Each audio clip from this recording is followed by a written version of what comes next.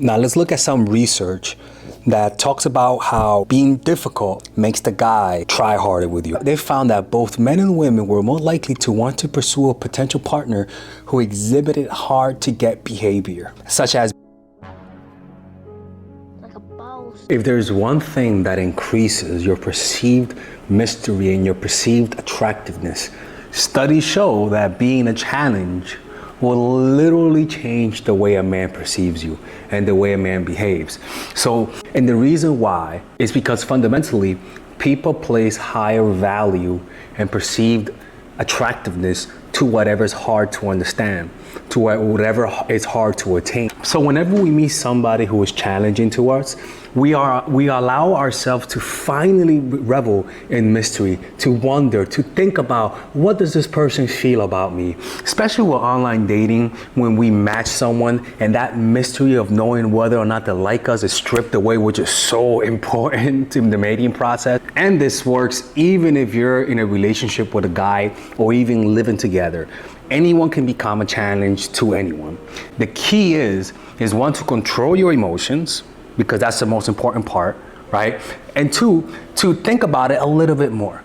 Sometimes being a challenge is not about being difficult. It's not about being an asshole. It's not about none of that kind of stuff. It all comes down to your presence and absence and to the controlling of your emotions. So we're gonna talk about how to do that. You're gonna learn why being a challenge is so effective, how to challenge a man in a healthy way, and we're gonna talk about the research behind being a challenge and why it has been scientifically proven that being a challenge increases your desirability and value as a mate. And we're gonna talk about the mistakes that you do. So look, the first mistake is that you don't think you have to be a challenge. The first mistake is that you don't think that you have to do this. You have a philosophy in your mind that says, why do I have to be a challenge? Why do I have to do this? You resent that reality. The truth is that if you open your eyes, and I'm not saying that you're blind, but I'm just saying if you open your eyes and you look at the guys that you didn't like, you'll notice that without you even trying, you were more challenging to them. You'll notice that, and at the same time, you'll notice that those guys find you more attractive. Those guys do more for you. Why is that? Think about that. Why is that? Because you're being a challenge. You're not allowing him, you're not committing quickly. You're not expressing your emotions as much. You're more unavailable. Even if you're in a relationship with a guy, when you're starting to lose interest is when they start behaving more. Why is that? Let's explore that. Now, what tends to happen when you challenge a guy? A few things tends to happen. One, they try harder. By you being challenging, it also insinuates that other people are also vibing for your attention, right? So they just naturally try harder because you make it harder on them. So that means you're not available for them 24/7. That means you're not always gonna respond back on time. Now, I would prefer if you guys do this because you have a busy life.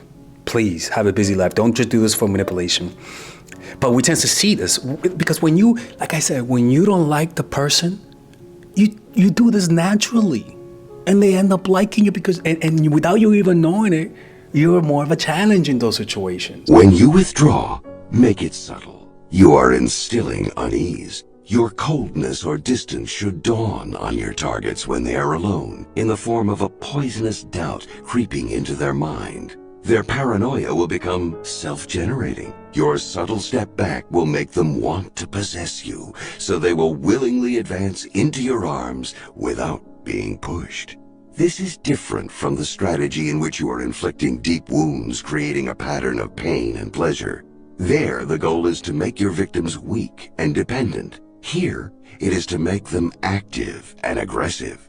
Which strategy you prefer to use, the two cannot be combined, depends on what you want and the proclivities of your victim. Each gender has its own seductive lures which come naturally to them. When you seem interested in someone but do not respond sexually, it's disturbing and presents a challenge. They will find a way to seduce you. To produce this effect, first reveal an interest in your targets through letters or subtle insinuation. But when you are in their presence, assume a kind of sexless neutrality. Be friendly, even warm, but no more. you are pushing them into arming themselves with the seductive charms that are natural to their sex. Exactly what you want. That means that if a guy is canceling a date on you, for example, you say, okay, no problem. But now you're not available tomorrow, you're not available next week. You become a challenger. Now you're available 2 or 3 weeks from now. And in his mind, knowing how difficult it is to get in touch with you because he canceled and now you're only available 2 or 3 weeks from now, what do you think is gonna happen? He has 2 choices: to either wait, which is a sign that he's actually expending energy, which is a sign that he is willing to put in the work, willing to wait for you, or he doesn't like you enough to the point where he'll say, yo, what? Wait? Man, forget you, I'm leaving. I'm gonna find a girl who's willing to deal with my disrespect. And what happens is that whenever he finds that girl who's willing to deal with his disrespect, well, she's putting herself in a position where he doesn't respect her. What this man is looking for is a pushover. He's not really looking for a partner. And that's how you know, how? Through being a challenge. It's as simple as that. Now, the other one is that by you being a challenge, they make more time for you and they're not as vague with their timing.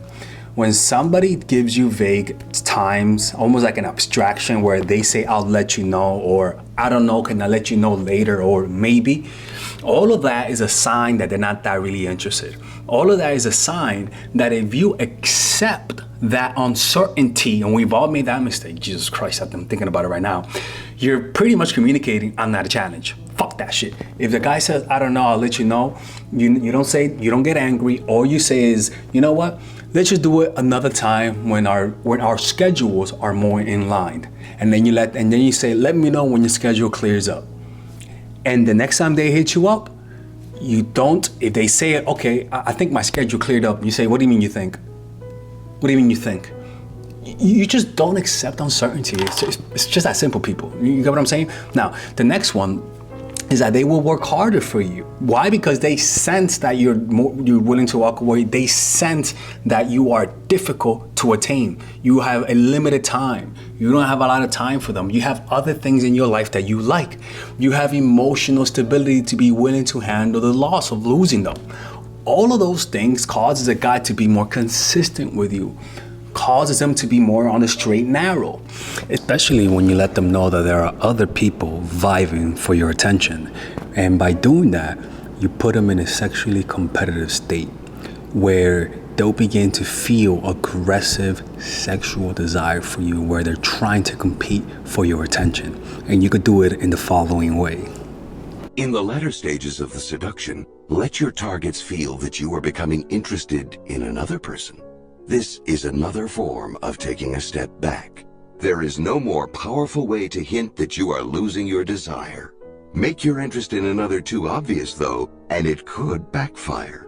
This isn't the situation in which you want to seem cruel. Doubt and anxiety are the effects you are after. Make your possible interest in another barely perceptible to the naked eye. Once someone has fallen for you, any physical absence will create unease. You are literally creating space. Your absences at this latter point of the seduction should seem at least somewhat justified. You are insinuating not a blatant brush-off, but a slight doubt. Perhaps you could have found some reason to stay. Perhaps you are losing interest. Perhaps there is someone else. In your absence, their appreciation of you will grow. They will forget your faults, forgive your sins. The moment you return, they will chase after you as you desire. It's like people who make it to the Marines or people who make it through Hell Week, right? What they would tell you is that they value their belonging to the Marine Corps, to the Navy, all because they endured pain, all because they endured the challenge. The challenge makes you more valuable. So as a result, they're not gonna mess around and risk losing you by being uncertain or giving you vague times when they're available. And so what they do, because they know you're a challenge, what tends to happen is that men become more romantic. They start putting in more effort. They start thinking about how to impress you. They start thinking about how do I get her to like me more? All because you're being a challenge. And the other one is that they will respect you more. When a woman is not respected by a man, it just means you're too easy. It's that simple, man. It means you're too easy. It means they can say disrespectful things and you're still gonna be there. So that means you're not available for them 24/7. That means you're not always gonna respond back on time. Now, I would prefer if you guys do this because you have a busy life. Please have a busy life. Don't just do this for manipulation. But we tend to see this because when you, like I said, when you don't like the person, you do this naturally. And they end up liking you because, and without you even knowing it, you're more of a challenge in those situations. You see, even in college sororities and fraternities, I do not support hazing, but studies show that hazing creates more loyal members in a sorority or fraternity. And the reason why is that enduring hazing, enduring difficulties, enduring a challenge, something that's difficult to achieve, creates a sense of pride and accomplishments in those who are being hazed. That fraternity or that frat becomes a source of satisfaction and pride in those who make it through the hazing. And so to relate it to being a challenge, we're not hazing people, okay? Let's just get it out the way. We're not hazing people. We're just understanding the psychology of why hazing causes members of a fraternity or of a frat to become more loyal members for most of their lives.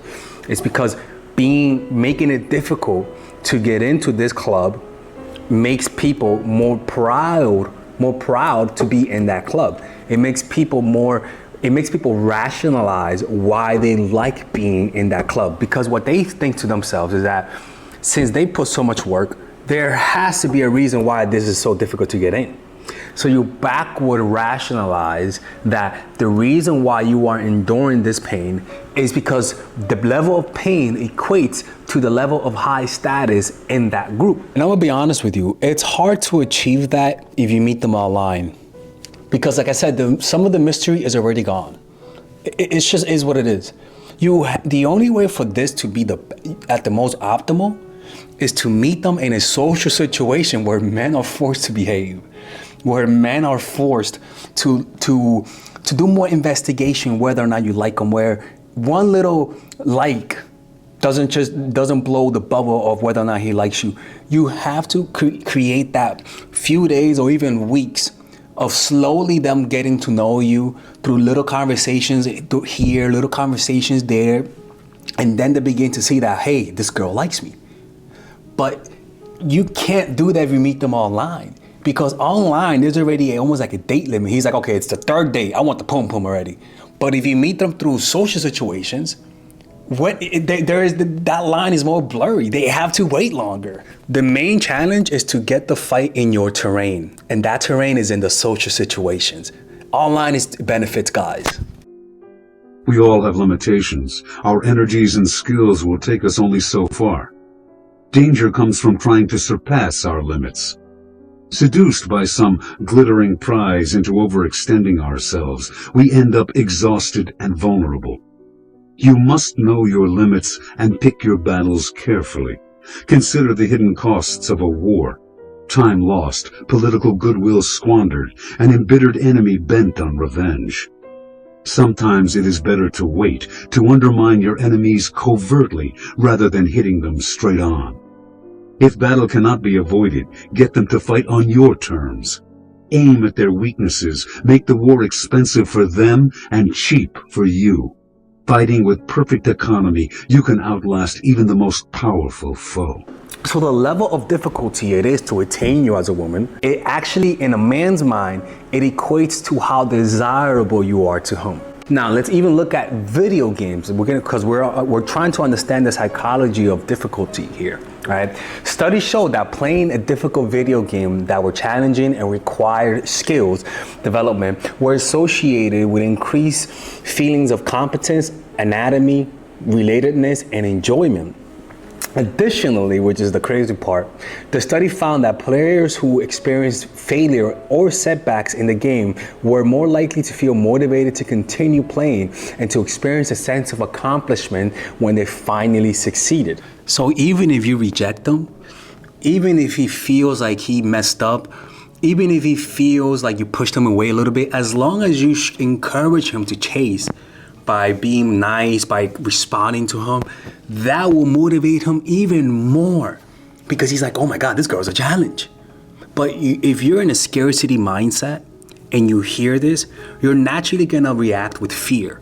You're naturally gonna say, oh my God, what if I lose him? That's just your scarcity mindset. Fuck that shit. Challenge it. Find out. If he's not willing to deal with one or two of your rejections, meaning he tries to kiss you and you say not yet, or he says let's hang out tomorrow, and it's your first date, and then maybe you something comes up which is natural, and rather than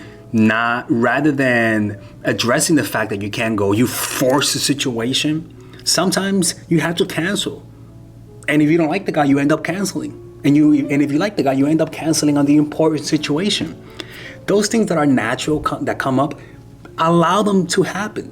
Allow them to happen. Maybe you don't feel good and you don't want to go out, but because you like him, you still go out. Don't go. Make it a little difficult. This will only make him work harder. It's counterintuitive. The feeling of emptiness or void, silence, isolation, non-engagement with others is for most people intolerable. As a human weakness, that fear offers fertile ground for a powerful strategy. Give your enemies no target to attack. Be dangerous but elusive and invisible. Then watch as they chase you into the void. This is the essence of guerrilla warfare. Instead of frontal battles, deliver irritating but damaging side attacks and pinprick bites. Frustrated at their inability to use their strength against your vaporous campaign, your opponents will grow irrational and exhausted. Make your guerrilla war part of a grand political cause, a people's war that crests in an irresistible revolution. Why? Because it engages the brain more. It gets most of their brain involved in the video game. But when something is not challenging, and you look at a CAT scan of the brain, you notice the brain is not fully engaged. So what happens when you engage someone completely? Well, in the case of a video game, you end up enjoying the video game more. You almost end up getting in a flow state with the game, where your whole body and mind is in sync with it, because the level of challenge and your ability is at a right optimal range. It's not too easy, but not too challenging, right? Which is very important. And when I mean in this case, I mean you're a challenge, but not to the point where you're unattainable. It's the hope that keeps them engaged more. And you could do this in relationships or when you're getting to meet people. But in the case of a man perceiving you as a challenge and struggling to satisfy you by impressing you, what happens is that they end up falling in love with you faster. Now, the key is faster, because you can't be a challenge to a man who will never love you.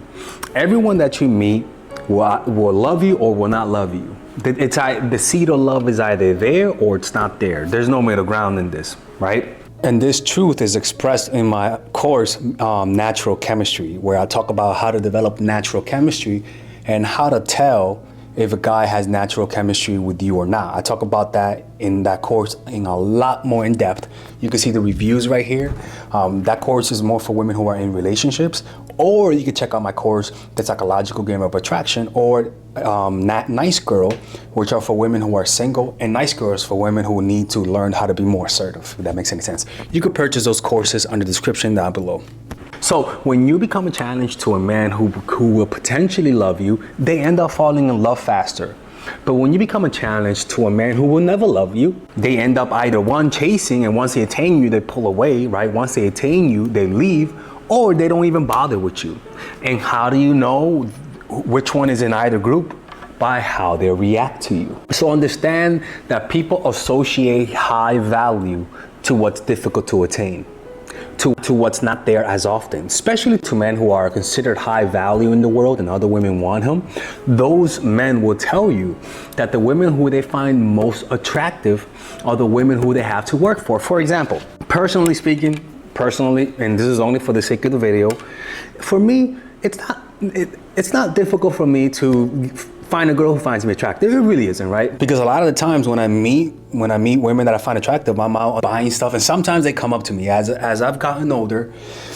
I don't know what it is. Maybe it's feminism, but women have become a little bit more direct, right? They've gone for it, right?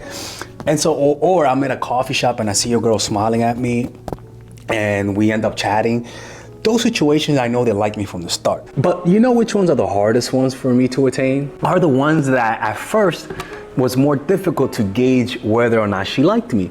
And sometimes the easiest way to create that effect is to meet them at a setting where they'll know if they like you or not. I.e. not online dating, because when you meet them online, you already know they like you because you hear ding ding the match sound, right? So meeting guys in real life in normal situations, which is naturally a slower pace. We're not talking about the club, the bar, because you have to show them interest or because they're already coming to you directly. Meeting a guy in a setting where they passively show you they like you, it engages a guy more because guys are not patient. Guys don't like waiting.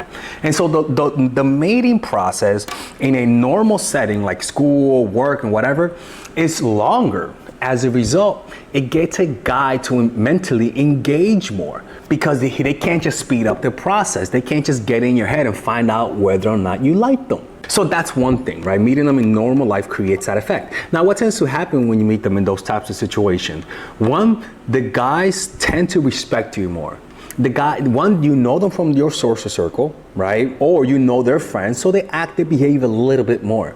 And two, they have to be more romantic. When most guys will tell you this, I don't know the research, but whenever you meet a girl or a guy, as a girl, from a social setting where they know each other, or where I know you from school, or we both go to the same place, there is a pressure. I feel the pressure to actually be more romantic with her.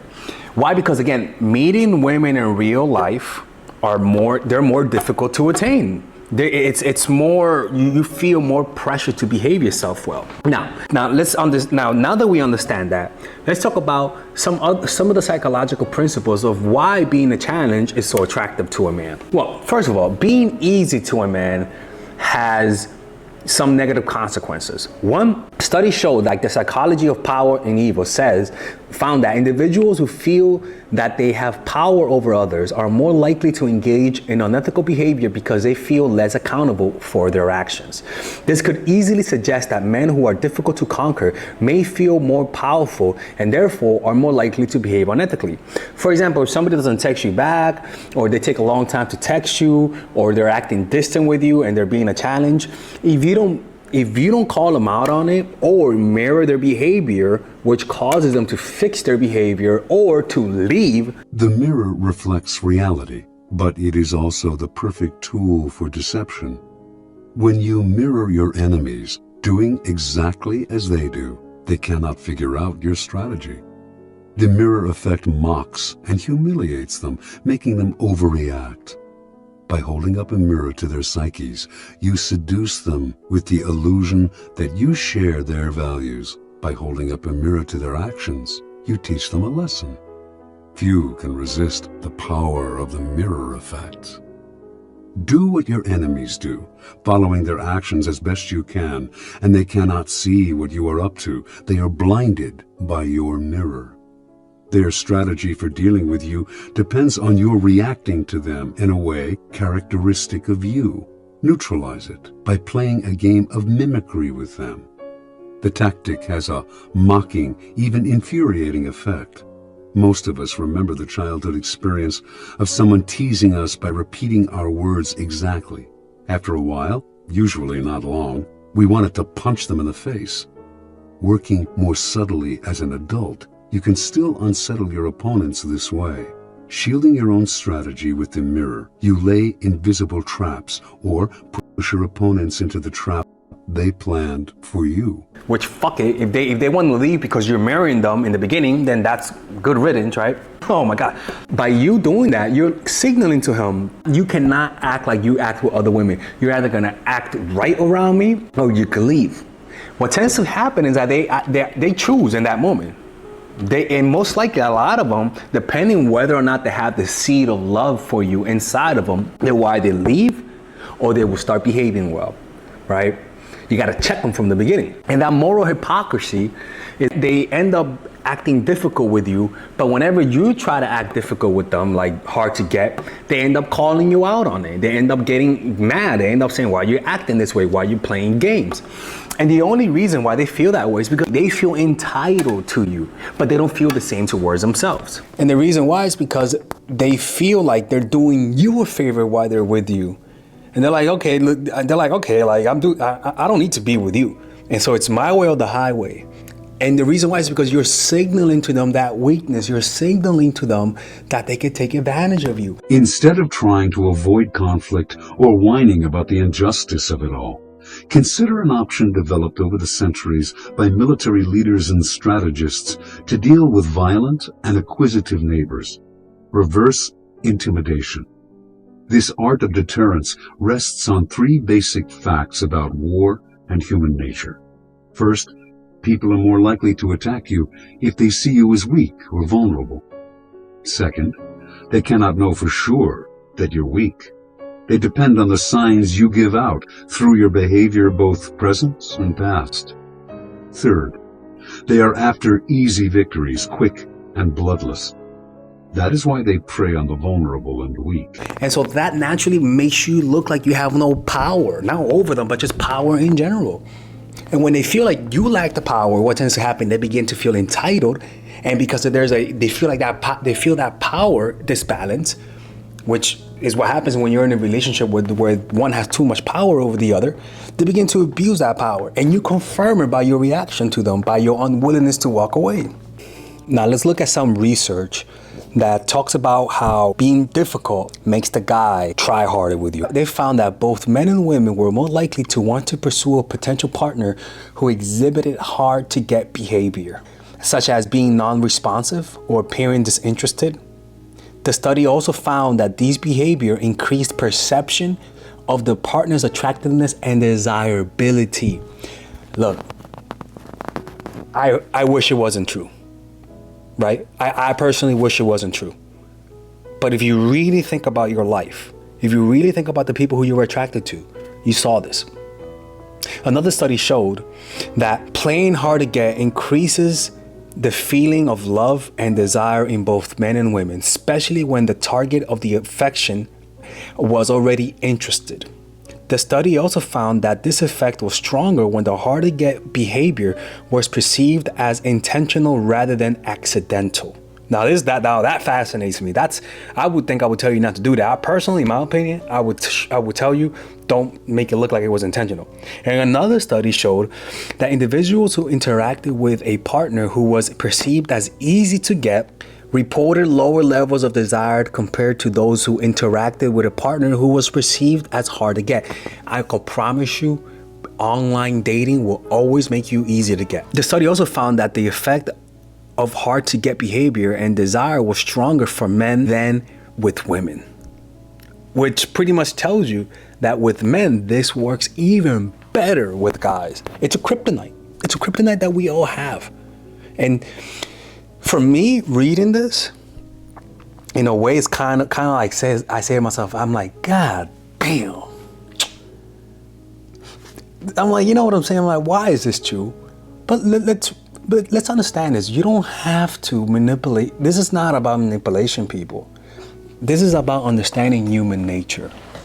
And if you just understand the soul of why this works, you don't have to go balls deep, all Machiavellian on the guy, all Terminator and shit. No, you could just sprinkle it here and there. Or better yet, just live your life to the fullest. Have a life where you're not available all the time.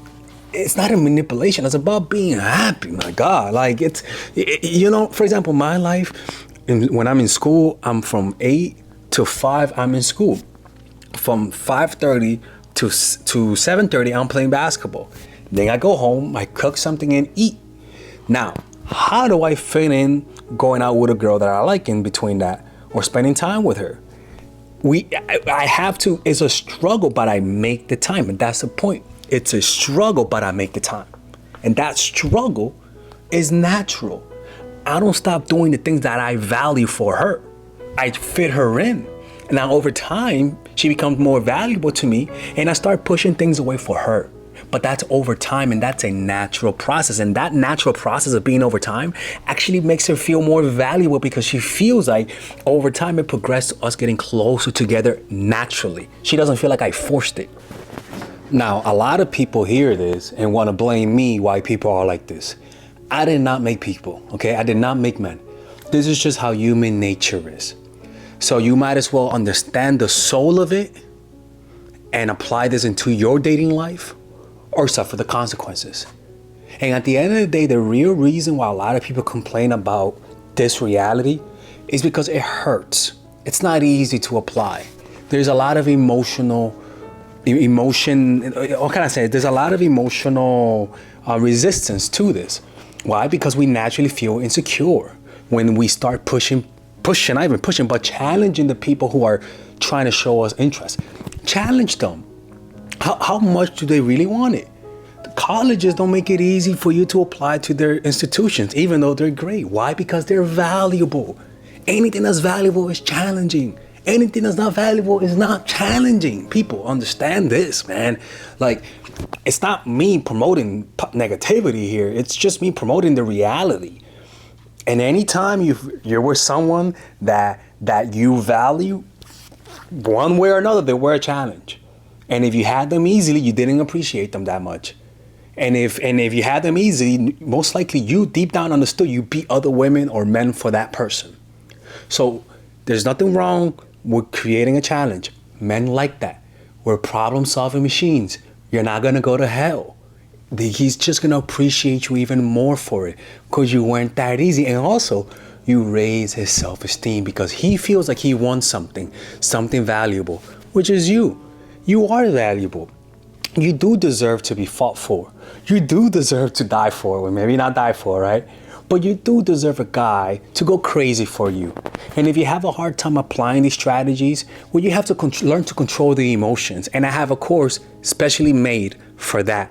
Now, before we talk about it, don't forget, I hope you guys enjoyed this video. We're going to London for a seminar about charisma, and we're going all across the United States. You can see right here, we're having a seminar on how to increase your feminine energy. And if you guys want to work with me one-on-one, click in the description down below. And if you want to be able to apply these strategies, check out my course, Emotional Mastery. People, Emotional Mastery is out. This is my favorite course that I've created. It took me over 3 years.